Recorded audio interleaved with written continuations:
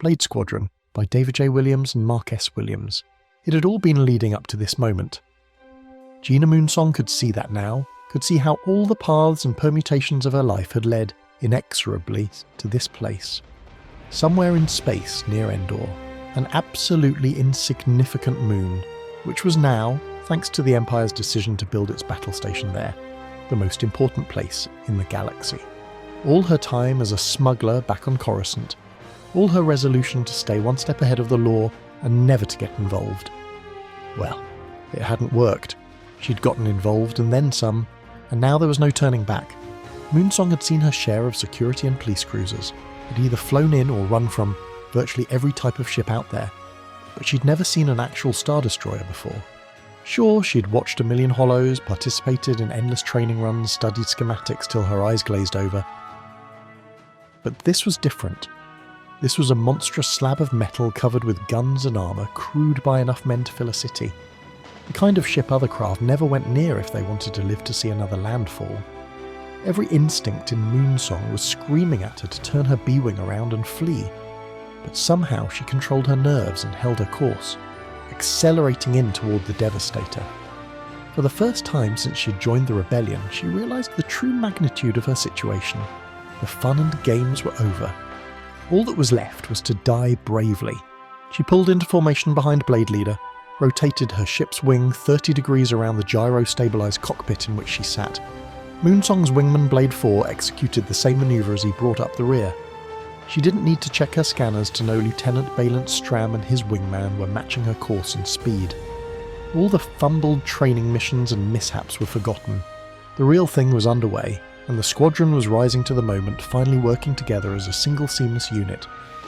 The ships resembled some great avian flock as they fell into attack formation. On Moonsong's tactical display, the Devastator resembled a huge spinning ball of electronic countermeasures punctuated by an outgoing hail of laser cannon fire.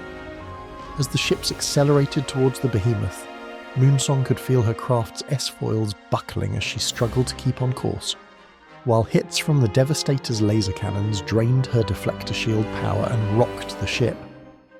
Unfortunately, there were few real options for getting close to a Star Destroyer, except to go straight at it. But at the moment, incoming fire was the least of Moonsong's worries. They were approaching far too fast for the ship's gunners to lock onto, and even then it would take several direct hits to knock out one of the B-wings. She was just starting to think they might make it all the way to the Star Destroyer itself when, "Stay in formation, people, interceptors incoming!" Wing Commander Fox's voice echoed through her headset, as a squadron of TIE interceptors poured around the Star Destroyer and rushed in toward her. They must have been in a holding pattern immediately aft of the ship, but now they were deploying in earnest against the B-wing menace. On paper, the mismatch was considerable. B-wings were assault fighters that manoeuvred like freighters, stuffed as they were with avionics packages usually reserved for the smaller capital ships. Pilots relied on the complex Neve systems to enable them to score hits, but in a ship-to-ship dogfight, the B-wing was at a considerable disadvantage. All they could do was accelerate toward the target, hoping that at least some of them would get close enough to deliver their payloads. Moonsong watched as the TIE fighters broke formation and swept past them, executing seamless loops that put them on the squadron's tail, opening up a withering blast of fire all around the B-wings. Admiral Montferrat could not believe the audacity of these rebel scum. Didn't they realise they were facing the Devastator? Vader's one-time flagship, the pride of Death Squadron. Montferrat prided himself on having the best trained crew in the entire Imperial Navy. Ever since he'd taken command of her at the Battle of Hoth, Montferrat had personally and ruthlessly combed the ranks, recruiting and promoting only those officers and ratings who had met his meticulous and exacting standards. And even though he found his TIE Fighter Commander grad personally distasteful, there was no doubt that his skills as a fighter ace were almost on a par with Darth Vader himself. Montferrat watched the engagement unfold on the Devastator's giant tactical display. Several B-wings had been destroyed already. The remainder were taking heavy fire from the TIE interceptors. At this point, most sane pilots would have broken off their attack to deal with their pursuers, but the rebels waited until they were deep within the Devastator's flak envelope before executing their own high-speed turns, ensuring the ensuing dogfight would occur in uncomfortably close proximity to the monolithic ship. and the irrational human factor didn't stop there. Montferrat watched as a single B-wing fighter spiraled back, directly into the heart of Grad's squadron. The pilot knew full well what he was doing, buying time for his comrades. One surprised TIE pilot died in a hail of laser fire from the B-wing's quad cannons, before he even knew what had hit him. The rebel pilot then abruptly cut his speed, allowing 2 TIE interceptors to pass, which he then lacerated with pinpoint shots from his craft's ion cannons. He might have been able to score a 4th kill had not Grad threaded the needle of fire and blown the B-wing to pieces. Montferrat rounded in fury on one of his gunnery officers, who had continued to shoot into the dogfight, hitting one of the B-wings but just missing 2 of the TI interceptors. "Cease fire, you fool, you'll hit our own pilots!" The blood drained from the gunnery officer's face. He stopped firing as Montferrat turned back to the tactical display, absorbing the fleet positions of the larger battle raging all around. "Helm, change course by 7 degrees, keep us between the rebel attack force and the Death Star. We'll make sure none of their ships reach the station." Commander Grad couldn't help but grin as he zeroed in on another B-wing. As if panicked, the rebel pilot attempted erratic evasive maneuvers. Grad's smile intensified as he fell in behind him and blew out the starfighter's quad-engine system with a single shot. He didn't even bother looking at the snub fighter disintegrate as he sped past. There was no question in Grad's mind that rebel pilots were mostly inferior, if not just outright incompetent. He'd heard a lot of talk about the B-wing before this battle, about how they posed an unprecedented danger to Star Destroyers if they could get enough manoeuvring room to deploy their weaponry. But Grad had no intention of giving them that room. Not that it would matter anyway. Regardless of B-wing specifics, Grad had always placed far more faith in the man than the machine. Though he would have been the first to admit that Maxim was double-edged. It chafed him to no end that the most famous pilot in the galaxy was a 20-something-year-old farm boy who had somehow managed to blow up the first Death Star. But sometimes luck was a fickle mistress. Unfortunately, Grad's secret hopes of cutting Skywalker's legend down to size in a glorious ship-to-ship encounter had been dashed when he heard that the Emperor himself had sent Darth Vader to bring the boy to him alive. Grad would just have to make up for the lost opportunity by killing as many rebel pilots as he could. He could tell that whoever was running the rebel wing of pilots had some combat experience. That was going to make the kill all the more satisfying. He checked his scanner, searching for the fighter receiving the most comm traffic. It was an old trick he used to find the enemy wing leader. The tactic didn't fail him. The leader's B-wing lit up and Grad locked him into his targeting computer. "Break! Break! Break!" Fox yelled into his comlink. Blade Squadron broke formation several thousand meters above the Devastator's topside and went ship to ship, an angry swarm of TIE interceptors and B-wings buzzing around the gigantic vessel. It only took a few seconds for things to go from bad to worse. Fox's long-range scanners picked up a huge electromagnetic build-up around the new Death Star. Before he could even ponder what the station was doing, a bright beam of green light leapt from its radial cannon and incinerated an entire rebel cruiser. The station was operational. Admiral Akbar and General Calrissian's voices echoed over the fleet-wide comm, ordering the rebel fleet to engage the Imperial Star Destroyers. But Fox had more immediate problems at hand, with no less than 3 interceptors on his tail and 2 more coming for him over the bubble's horizon. They had identified him as the leader, and were going to try to shut him down hard. Fox dialed back his speed, trying to spoil the shots of the interceptors on his tail. One veered past him at high speed, forcing the ships on that vector to swerve off to avoid a collision. As the starfighter overshot, Fox's wingman Blade 1 managed to get off a bracket of fire, knocking one of the delta-shaped wings clean off, causing it to spin out of control and smash into another interceptor. But Blade 1's triumph was short-lived, as 2 of the interceptors caught him in a crossfire, opening up so quickly that he probably never even knew what hit him. The remaining interceptor matched Fox's speed, staying on his tail despite Fox's weaving flight pattern. Fox gritted his teeth and leaned forward. "Okay, fella, you want to play," he muttered. "Let's see how good you really are." And promptly swerved hard, taking the ship through a dizzying set of maneuvers, but the interceptor matched them, moving ever closer, filling Fox's display with the ominous grey shadow of his foe. His sensors showed its forward lasers charging for the killing shot. Grad smiled as his targeting computer locked onto the B-wing. The board lit up green as Grad unleashed a barrage of fire from the interceptor's laser cannons, at first cascading off the B-Wing's heavy shielding but quickly punching through. Parts of the rebel ship began to burn. Grad was astonished at the amount of damage his quarry was taking while still remaining operational, and even now it took all of Grad's concentration to keep up with the rebel pilot's evasive manoeuvring. Back in the early days of the rebellion, Grad had once been impressed by these intuitive upstart fighter pilots, making up for skill with sheer audacity and will. Now he'd killed far too many of them to give any credit to their unorthodox piloting, which is why what happened next took him so completely by surprise.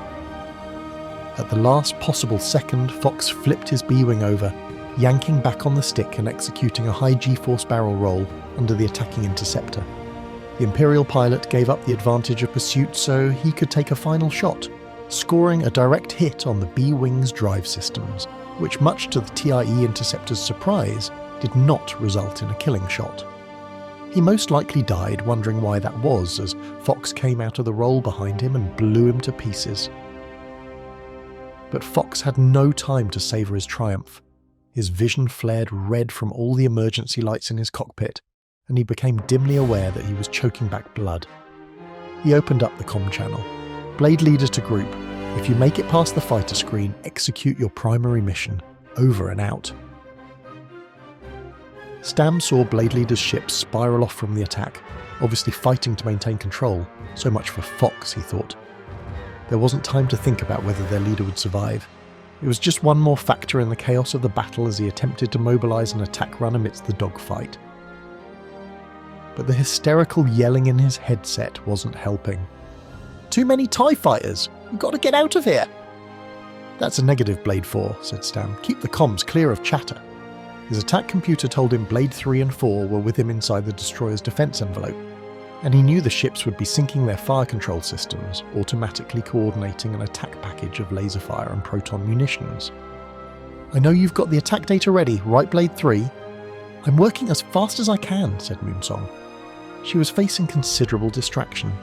Despite the death of their wing commander, the TIE interceptors were redoubling the fury of their attack. She could see their glittering lights as they manoeuvred to get behind the rebel fighters. Then Stram broke off from the attack formation and swung his craft around to face the fighters on their tail. "Get that attack data, I'll hold them off." Moonsong bit her lip. She couldn't worry about Stram. He knew what he was doing. She hoped. The system-wide tactical display was a web of blinking multicoloured lights and indicators that stretched from Endor's high orbit all the way out to the titanic battle that raged between the two fleets and the new Death Star. It was a fitting place for the rebellion to end. And yet, despite his satisfaction, Montferrat felt shame that his own part in this had been so less than perfect. He could only marvel at the level of incompetence Grad had displayed. Not only had his arrogance gotten him killed, it had actually increased the previously minuscule threat the rebel fighters posed for the Devastator. But he wasn't worried. Not yet, anyway. "Fighter control report." An ashen-faced junior officer stepped forward. "The rebels are down to less than half a dozen ships, sir." "And our fighter screen?" "We've sustained major damage to our flight deck and can't launch or recover any more interceptors. Should I signal to another ship for fighter support?" Montferrat gave the officer an icy stare. "Everyone else is a little busy. Set all weapon batteries for point-blank range and fire at will." Moonsong had a plan. It wasn't much of one, but it was the best her ship's computer could do given the timing. Her nav systems lined up the angles, finding the pathway through the Devastator's electronic defense grid. She rapidly typed in the new attack vector and hit the transmit while simultaneously lining up the crosshairs projected onto her helmet's heads-up display. Her board went green, indicating that Blade 2 and 4 had received the data and locked on. Blade 4's last mistake was taking the time to verbally confirm the vector. In the instant he took to say acknowledged, a TIE interceptor swooped in and blew him apart. Moonsong fully expected the next shots to end her short career as a rebel pilot, but instead both interceptors blew up as Blade 2 swept in behind them and zeroed them out with clean, precise shots that only an expert could have pulled off. The torpedoes they'd just unleashed shot past Moonsong, missing her and striking the Star Destroyer, impacting harmlessly against its armour. Moonsong knew better than to waste time thanking Stram. Instead, she locked flight paths with him. They both pulled back on their throttles, rotating their wings through a 180 and bringing their ion cannons to bear, unleashing their proton torpedoes and scoring direct hits on the weak points in the Devastator's navigational shielding. The ship's hyperdrive detonated, causing a chain reaction of explosions which blew back into the Star Destroyer's primary generators. "Sir, we've got to abandon ship!" Montferrat pulled out his pistol and shot the panicking officer. So much for insubordination. As klaxons blared and warning lights flashed all around him, Montferrat made his way across the burning bridge to an engineering station and shoved the dead officer who had manned it out of the way so he could see why the drive section had stopped responding to his frantic queries for more power. The answer was as simple as it was definitive. An ion overload had destroyed the cooling manifolds and ruptured the hyperdrive's magnetic containment bubble, which meant that everybody down in the power plant was either dead or dying and that the ship was undergoing systematic demolition. "Sir!" screamed a badly burned officer. "The Death Star's shield is down!" Montferrat looked around at the dying screens. The whole moment seemed like a dream. How was this possible? How had the mightiest Space Force ever assembled been bested by a bunch of misfits, rejects, and malcontents? He took a last look around the bridge as he slowly pulled off his back gloves and laid them down on the shattered console. He could feel the floor plates shudder, and for a moment he seemed to rise into the air as the craft's artificial gravity flickered out. He felt light as a feather, and for some unknown reason the sensation seemed right and proper. As Moonsong and Stram's B-Wings accelerated to maximum speed, the Devastator burnt in their wake. Stram opened up the comm channel. "Blade 2 to Admiral Akbar, the course is clear. Tell General Calrissian he's got nothing but empty space all the way to the Death Star." "Acknowledged, Blade 2. Good work." Stram switched frequencies back to the squadron. "Blade 2 to all surviving units, form up on me. This fight isn't over yet." But all Moonsong could hear was the echo of static. Static that had never made her feel more hollow. "I think we're the only survivors," she said. "Not quite," said a voice. Moonsong and Stam looked up to see Fox's B-Wing angling toward them. Even as they took that in, the Devastator started to explode behind it, lighting up the three ships. A tiny daytime star in the skies over Endor. But Moonsong's elation quickly faded as her sensors told her Fox's ship was experiencing multiple critical system failures. "Eject, Blade Leader," she said. "We'll recover your pod. Get out of there now." But Fox's voice was resigned to the inevitable. "I already tried. The main interlocks are fused together. They won't let me disengage. Hold course. I'll intercept and..." "That's a negative, Moonsong. Regroup and form up to assist the fleet. Nobody's called off the war on my account." Moonsong hesitated. "You heard the man," said Stram. Was his voice breaking? Moonsong couldn't tell. She steeled herself, locked course with Stram. The two B-Wings veered off toward the rest of the rebel fleet. The fight was now raging all around the Death Star. The shield was down and rebel fighter wings were calling for help as they barreled in to attack the unfinished station. There were still a number of Star Destroyers trying to stem the seemingly endless tide of rebel interceptors. Moonsong watched as Fox's ship faded on her rear screens. Ahead lay the Death Star,